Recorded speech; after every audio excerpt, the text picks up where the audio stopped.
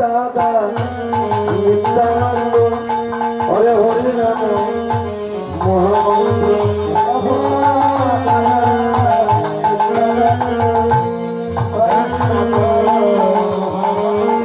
হরে ভক্ত জীবে মুক্তি করিবে হরে ভক্ত জীবে মুক্তি কর্ম করি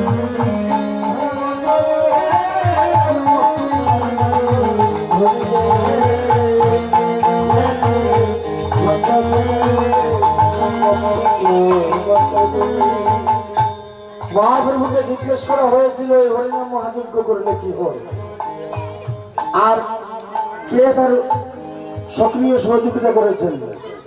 মহাপ্রভু বললেন আমার দাদা নিত্যানন্দ। এই যে কীর্তন গ্রামের যে ভক্তবৃন্দ যারা নিত্যানন্দ স্বরূপ তারা সক্রিয় সহযোগিতা করেছেন। ভূতা দাদা নিত্যানন্দ হরিনাম মহামন্ত্র, সেখানে আন কোনো কথা নেই, আন কোনো ভুল নেই, মন্ত্র প্রয়োগ করা হয়নি। 3 যুগে মন্ত্র প্রয়োগ করা হয়েছে, সত্যযুগ, ত্রেতাযুগ, দাপর যুগে যজ্ঞাদি করতে। কিন্তু কলিতে আমি যে যজ্ঞ করবো সেটা যজ্ঞ না, সেটার নাম হবে হরিনাম মহাযজ্ঞ। আর সেখানে মহামন্ত্র প্রয়োগ করা হবে, মন্ত্র না, যেটা সর্বশেষ। এর চেয়ে অধিক কোনো মন্ত্র আর নেই, যেটার নাম মহামন্ত্র। মহামন্ত্রটা কি? হরে কৃষ্ণ কৃষ্ণ কৃষ্ণ হরে হরে, হরে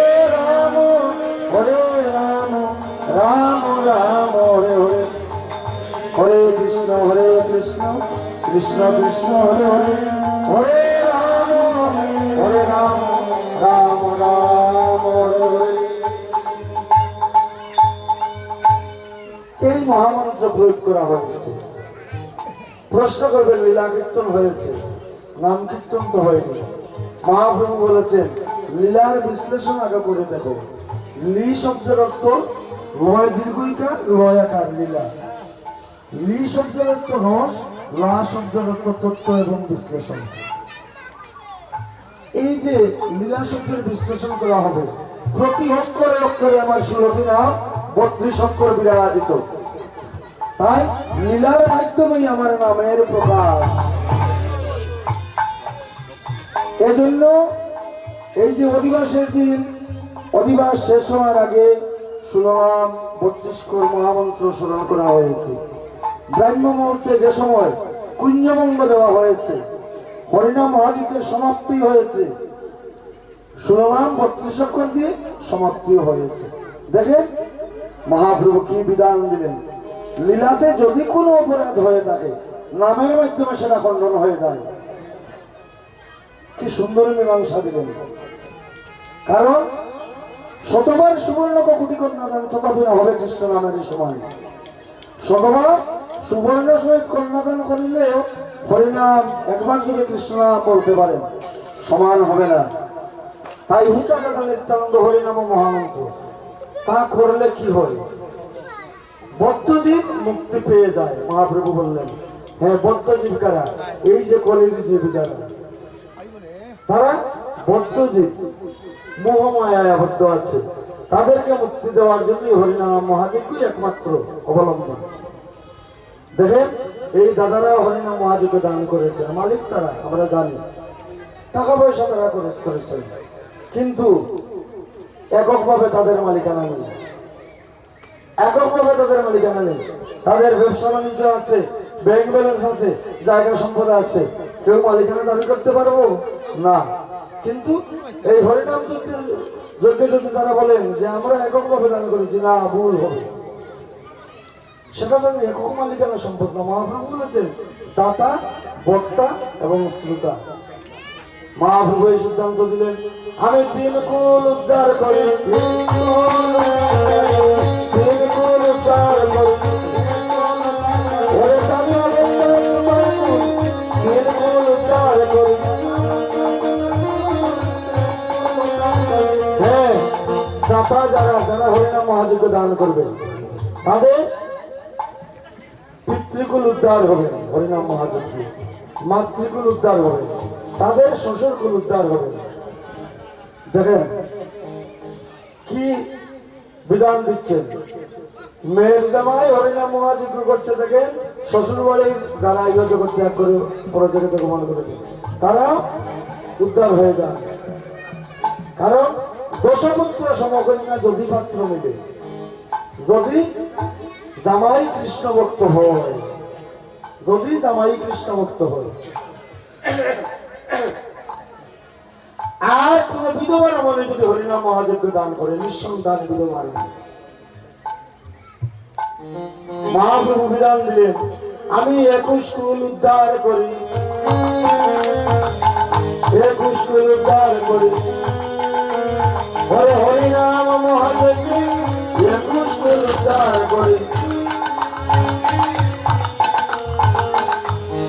কোন বিধবার মনে যদি হরিনাম মহাযজ্ঞ দান করে, তার 21 কুল উদ্ধার হয়ে যায়। তার পিতৃকুলের 7 কুল, মাতৃকুলের 7 কুল, শ্বশুর কুলের 7 কুল, 21 কুল উদ্ধার হয়ে যায়। মহাপ্রভু এমন সহজ রাস্তা দিলেন কলিতে। এবার আজকে যে হরিনাম মহাযজ্ঞের পূর্ণাহুতি অনুষ্ঠান হবে, এই কথা বলতে গেলে ওখানে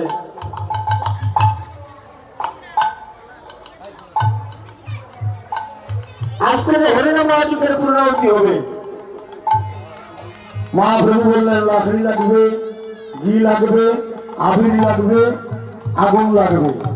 কারণ বৈদিক পূজা পার্বণে যদি লাগে, আজকের হরিনাম মহাযজ্ঞ কেন লাগবে না? সেটাও তো মহাযজ্ঞ।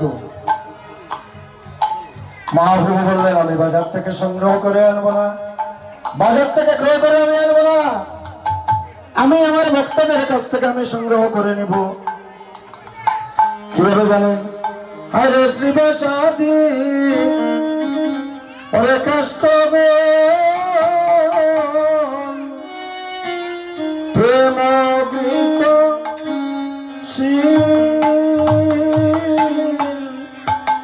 চরে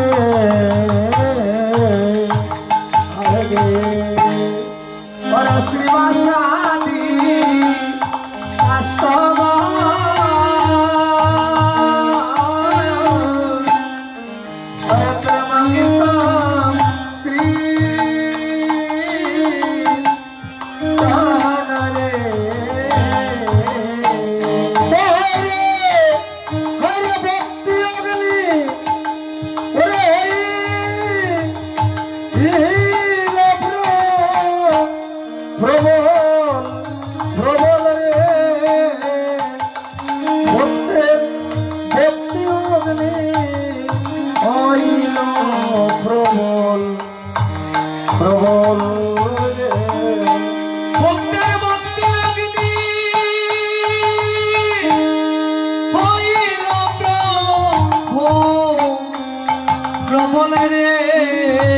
ভক্তে ভক্তি অগ্নি হইল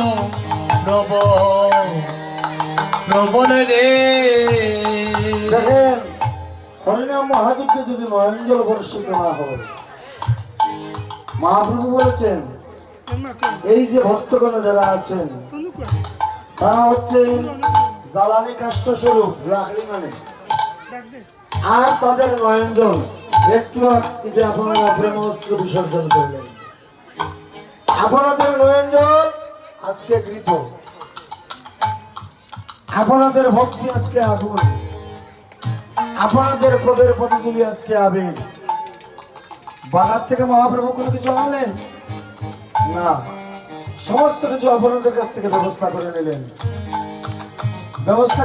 সমস্ত কিছু ভক্তের পদতুলায় ভগবান গড়ি দেন।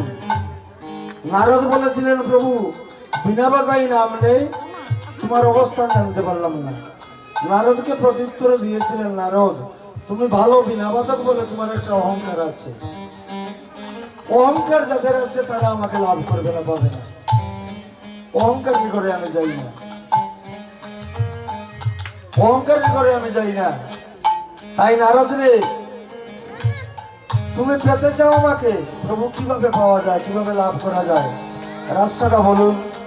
নারদকে তখন মহাপ্রভু বলেছিলেন ওই আমি ভক্তি ডুরে বাধা পড়ি রে নারদ, ভক্তি দূরে বাধা পড়ি জগতে ভক্তি জুড়ে বাধা পড়িলে নরম ভক্তি জুড়ে বাধা পড়ি ওই আমি ভক্তের লাগিয়া ওরে কাঙ্গালের বেশে ভক্তের লাগিয়া কাঙ্গালের বেশে ভক্তের লাগিয়া ওরে কাঙ্গালের বেশে আমি ভক্তের লাগিয়া কাঙ্গালের বেশে আমি দাঁড়ে দাঁড়ে ঘুরি